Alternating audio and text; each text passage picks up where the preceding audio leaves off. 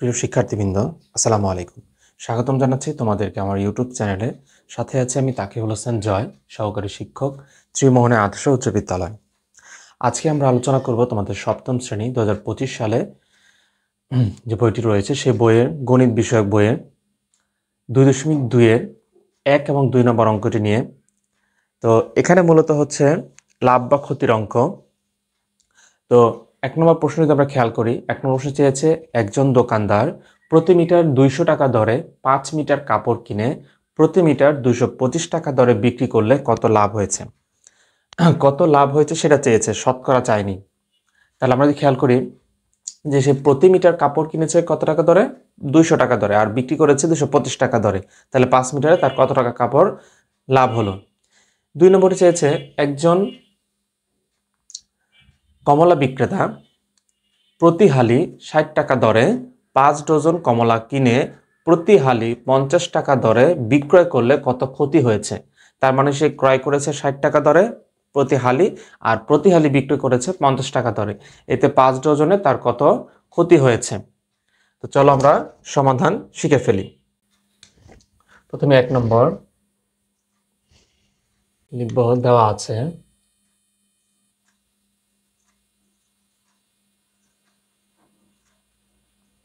প্রতি মিটারে। আমরা জানি লাভ বা ক্ষতি নির্ভর করে আমাদের ক্রয় মূল্যের ওপরে। তাহলে প্রতি মিটার কাপড় কত টাকা দরে ক্রয় হয়েছে, 200 টাকা দরে। দেওয়া আছে প্রতি মিটার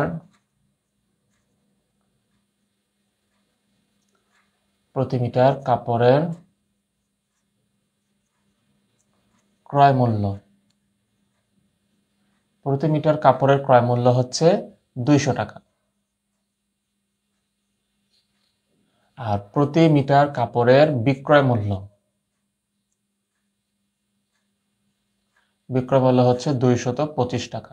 তার মানে 1 মিটার কাপড় সে 200 টাকায় ক্রয় করেছে আর বিক্রয় করেছে 225 টাকায়। এটা তার লাভ হয়েছে।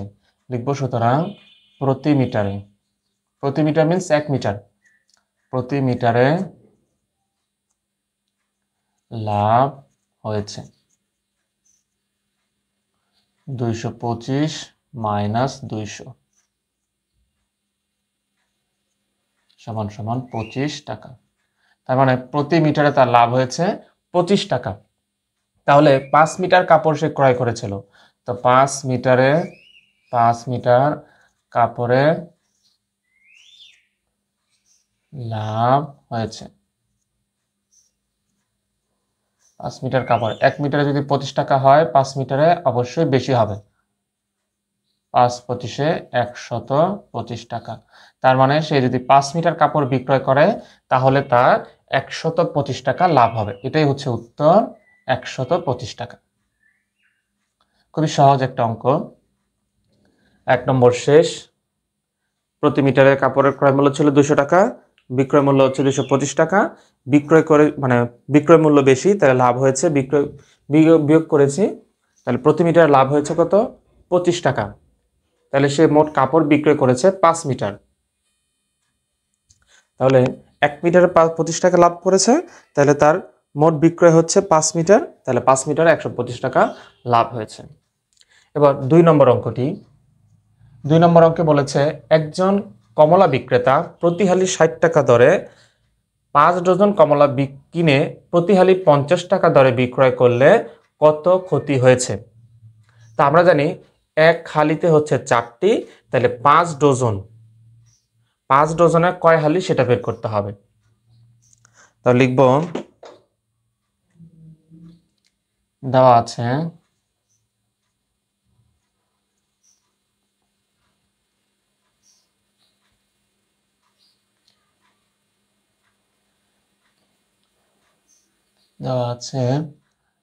প্রতি হালি কমলার বিক্রয় মূল্য, প্রতি হালি কমলার ক্রয় মূল্য 60 টাকা। প্রতি হালি কমলার ক্রয় মূল্য হচ্ছে 60 টাকা, আর প্রতি হালি কমলার বিক্রয় মূল্য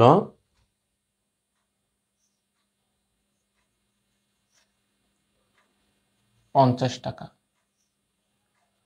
আর আরেকটা জিনিস লিখে নেব, সেটা হচ্ছে 5 ডজন কমলা। আমরা জানি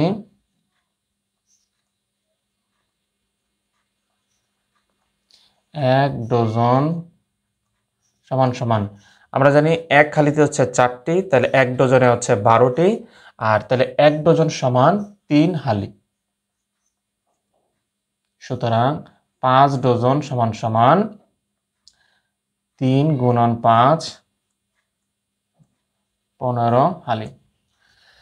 তো এখানেও চেয়েছে বিক্রয় করলে কত ক্ষতি হয়েছে। দেখো, কমলার ক্রয় মূল্য ছিল 60 টাকা, বিক্রয় করছে 50 টাকা, তাহলে ক্রয় মূল্য থেকে বিক্রয় মূল্য কম। যেহেতু ক্রয় মূল্য থেকে বিক্রয় মূল্য কম, তাহলে অবশ্যই তার কি হয়েছে, ক্ষতি হয়েছে।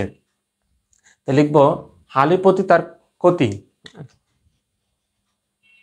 1 হালি কমলায় ক্ষতি হয়েছে। 1 হালি কমলায় ক্ষতি হয়েছে 60 বিয়োগ 50 সমান সমান 10 টাকা। তার মানে প্রতি হালিতে তার ক্ষতি হয়েছে 10 টাকা। তাহলে সে মোট কমলা ক্রয় করছিল 15 হালি। 15 হালি কমলায় ক্ষতি হয়েছে। 1 হালিতে যদি 10 টাকা ক্ষতি হয়, তাহলে অবশ্যই 15 হালিতে বেশি হবে।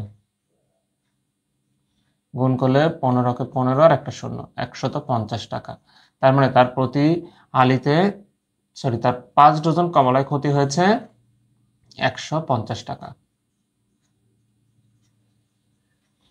অর্থাৎ 2 নম্বরটিতে আমরা আবার একটু খেয়াল করি, দেওয়া ছিল প্রতি হালি কমলার ক্রয় মূল্য হচ্ছে 60 টাকা, প্রতি হালি কমলার বিক্রয় মূল্য হচ্ছে 50 টাকা। তাহলে ক্রয় মূল্য থেকে বিক্রয় মূল্য এখানে কম। তাহলে আমরা জানি ক্রয় মূল্য থেকে যদি বিক্রয় মূল্য কম হয়, তাহলে ক্ষতি হয়েছে। তাহলে এখানে ক্ষতি হলো কত টাকা? আর আমরা জানি 1 ডজন সমান 3 হালি, কারণ 4টিতে হয় 1 হালি আর 12টিতে হচ্ছে 1 ডজন। তাহলে এটাকে কনভার্ট যদি করি, তাহলে হবে 1 ডজন সমান 3 হালি। তো 5 ডজন সমান হচ্ছে 3 গুণ 5, তাহলে হচ্ছে 15 হালি। মোট 5 ডজন কমলা, 5 ডজন হচ্ছে 15 হালি। তাহলে 1 হালি কমলায় ক্ষতি হয়েছে 60 বিয়োগ 50 মানে 10 টাকা। তাহলে 15 হালিতে ক্ষতি হয়েছে অবশ্যই বেশি। তাহলে 10 গুণ 15 সমান সমান 150 টাকা। তো এই হচ্ছে তোমাদের সপ্তম শ্রেণী অনুশীলনী 2.2 এর 1 এবং 2 নম্বর অঙ্কটি সমাধান। আশা করি এই ভিডিওটি তোমাদের এই দুটি অঙ্কে বুঝতে সহায়তা করেছে। তাহলে অবশ্যই বলবো, যারা আমার চ্যানেল নতুন, তারা অবশ্যই আমার চ্যানেলটিকে সাবস্ক্রাইব করে পাশে থাকা বেল আইকনটি অন করে পরবর্তী ভিডিওর জন্য আমার সঙ্গেই থাকবে। ধন্যবাদ।